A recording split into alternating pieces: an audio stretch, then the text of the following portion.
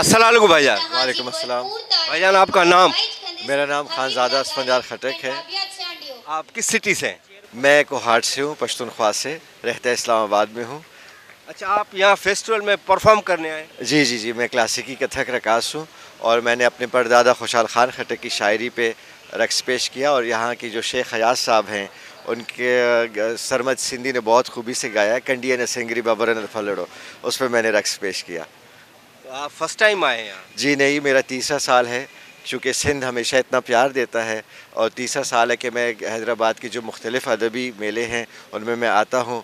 और इस वक्त हैदराबाद लिटरेचर फेस्टिवल है, इसके इफ्तिताई तकरीब में मैंने रक्स पेश किया और आज मैं रक्स की तारीख़ पे भी बात करूँगा, कथक रक्स की नृत्य पे, कि इसकी तारीख़ क्या है। ये जो मैंने लिबास पहना है इसमें पूरे पाकिस्तान की नुमाइंदगी है, जो मज़लूमीन है, गिलगित बल्तिस्तान हमारा हुंज़ा हो गया, फिर ये जो हमारी पुराने दौर की पश्तून अफ़गान जो कमीज़ है और नीचे सिंधी गोड तहमत, तो इसमें एक मज़लूम साज़ भी होता है जिसको हम घुंघरू कहते हैं, वो भी मेरे रक्स का अहम जुज़्व है, खटक कथक जो मैं करता हूँ। तो मुझे बहुत प्यार है सिंध से और यहाँ के लोगों से, यहाँ की बोली से, यहाँ की बूसरी से, हर एक चीज़ मुझे यहाँ की बहुत पसंद है और यही प्यार मुझे खींच के लाता है हर साल। मेहमान नवाजी कैसे करते हैं मेहमान नवाजी यहाँ के लोग? हम सिंध के रहने वाले सिंधी मेहमान नवाज हैं सारे, तो ये तो साबित करते हैं हर लहजे पे, हर मोड़ पे।